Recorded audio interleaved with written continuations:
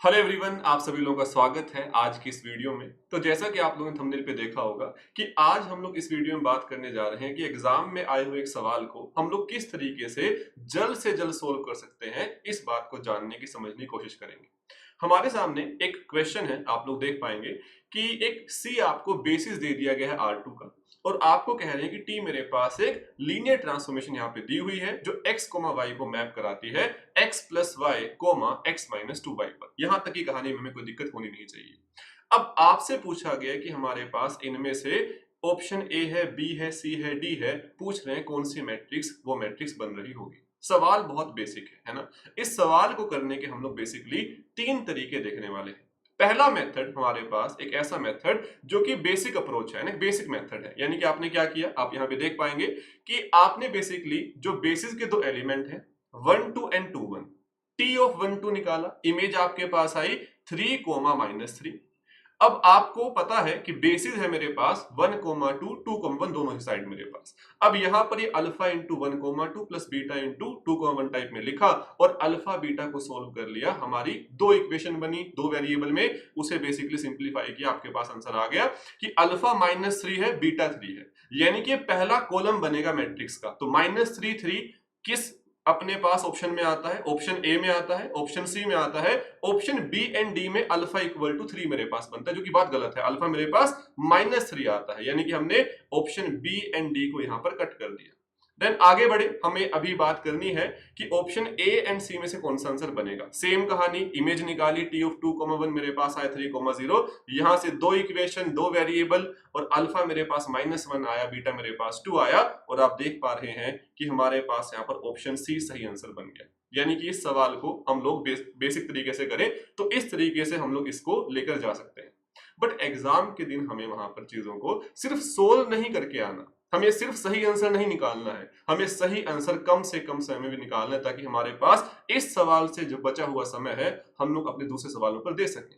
अब हम लोग बात करेंगे मेथड 2 की, जो कि इससे कुछ बेहतर है। कैसे? हम लोग यहां पर एक बात ऑब्जर्व कर पा रहे हैं कि आपके पास option A and option C में पहला कॉलम सेम है -3 and 3 and option B and option D में आपके पास पहला कॉलम फिर से सेम आता है 3 एंड -3। तो यहां पर आप थोड़ी चालाकी कर सकते हैं, ध्यान से देखना। मेथड 2 किस तरीके से बात करेंगे, हम यूज करेंगे हमारे ऑप्शंस का। हमें पता है कि टी ऑफ 1 2 मेरे पास बराबर आ रहा है 3 -3 के, कोई दिक्कत नहीं है। मान लीजिए कि alpha 1 into 1 2 plus beta 1 into 2 1 मेरे पास बन रहा है। सेम कहानी, टी ऑफ 2 1 के लिए हम लोगों ने यहां पर लिख लिया कि alpha 2 into 1 2 plus beta 2 into 2 1 मेरे पास बन रहा है। अब ऑप्शन ए एंड सी में हमारे पास अल्फा 1 -3 है एंड आपके पास बीटा 1 3 आता है। चेक करते हैं क्या वो सेटिस्फाई करता है इसको। आपने यहां पर जैसे सोल्व किया आप देख पा रहे हो -3 इंटू 1 2 प्लस 3 इंटू 2 1 मेरे पास क्या बनता है 3 -3, यानी कि मेरे पास ऑप्शन एंड ए एंड सी में जो पहला कॉलम दिया गया है वो सही है, ऑप्शन बी एंड डी वाला गलत हो जाएगा। अब हमारे पास ऑप्शन ए एंड सी में से सही आंसर कौन सा बनेगा, अल्फा 2 बीटा 2। हमारे पास ऑप्शन ए में अल्फा 2 दिया गया है मुझे -2 है ना, और अपने पास बीटा 2 दिया गया मुझे 1। इसको पुट किया, आप देख पाएंगे अल्फा 2 इक्वल टू -2 पुट किया, बीटा 2 इक्वल टू 1 पुट किया, तो आउटपुट बना 0 -3। हाँ, आना क्या चाहिए था 3 0। तो यानी कि मेरे पास ऑप्शन ए गलत आता है, ऑप्शन बी गलत आता है, ऑप्शन डी गलत आता है, ऑप्शन सी सही जवाब हमारे पास बन गया है। ध्यान से देखिएगा, पहला अपने पास जो मेथड आता है इसमें आप लोगों को कैलकुलेशंस ज्यादा करनी पड़ेंगी, है ना। आपको ये स्लाइड पूरी लग गई, इस स्लाइड में भी आपको थोड़ा सा काम करना पड़ा। जो मेथड 2 है पहले से कुछ बेहतर है ना, पहले से कुछ बेहतर है। अब चलते हैं मेथड 3 के पास, जो कि आपको सबसे जल्द जवाब देगा। बट हम लोग यहाँ पर किसी तुक्के के बारे में बात नहीं कर रहे हैं, हम लोग बात कर रहे हैं अगर हमें चीजों का सही तरीके से पता है तो सवाल को कैसे बहुत जल्द किया जा सकता है, ये हम लोग सीखना चाहते हैं। अब वो कौन सी बातें हैं जो कि हमें पता होनी चाहिए जिससे कि ये सवाल बहुत जल्द सोल्व हो जाएगा। इसमें हमारे पास तीन बातें बहुत खास आती हैं। क्या? कि हमारे पास अगर T R2 to R2 transformation आता है तो हमारे पास स्टैंडर्ड बेसिस के अगर रिस्पेक्ट में हम लोग लिखना चाहें मैट्रिक्स लिखने का एक शॉर्टकट होता है। क्या?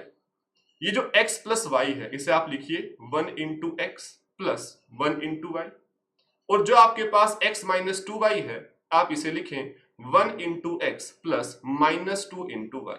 हमारे पास अगर आप मैट्रिक्स लिखना चाहते हैं जो कि इस स्टैंडर्ड बेसिस के साथ मेरे पास आती है इस ट्रांसफॉर्मेशन की, वो क्या बनेगी, वो मेरे पास बनेगी इस कोफिशिएंट से पहली रो, इन कोफिशिएंट से मेरे पास सेकंड रो, यानी 1 1 यहां आ गया, 1 -2 यहां पर आ गया। सीधा हम लोग लिख सकते हैं डिफाइनिंग फॉर्मूला का यूज करके मेरी मैट्रिक्स जो बेसिकली एसोसिएट करती है ट्रांसफॉर्मेशन के साथ with respect to standard basis. ये शॉर्टकट तभी लगता है जब बेसिस स्टैंडर्ड हो। हालांकि इस सवाल में बेसिस मेरे पास स्टैंडर्ड नहीं है, बेसिस मेरे पास दिया हुआ है 1,2 एंड 2,1। ठीक है, कोई दिक्कत नहीं यहां तक हमें होती है। दूसरी बात हमें जो पता होनी चाहिए कि अगर मेरे पास V एक फाइनाइट डायमेंशनल वेक्टर स्पेस है, T मेरे पास एक लीनियर ट्रांसफॉर्मेशन आती है फ्रॉम V टू V, तो हमारे पास अगर मैं उस बेसिकली ट्रांसफॉर्मेशन T की साथ एसोसिएट होने वाली मैट्रिक्स लिखता हूं दो अलग अलग बेसिस के साथ, तो मैट्रिक्स अलग अलग आ सकती हैं, बट उन दोनों मैट्रिक्स में एक बात हमारे पास होगी कि वो दोनों एक दूसरे के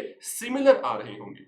और सिमिलर होना दो मैट्रिसेस का हमें बहुत सारे उनके ऐसे गुण हैं जो सेम बना के दे देता है। जैसे कि अगर दो मैट्रिसेस मेरे पास आती हैं सिमिलर, तो उनकी characteristic polynomial, characteristic equation, eigen values, trace, determinant, rank, minimal polynomial, ये सारी मेरे पास सेम आ रही होती है।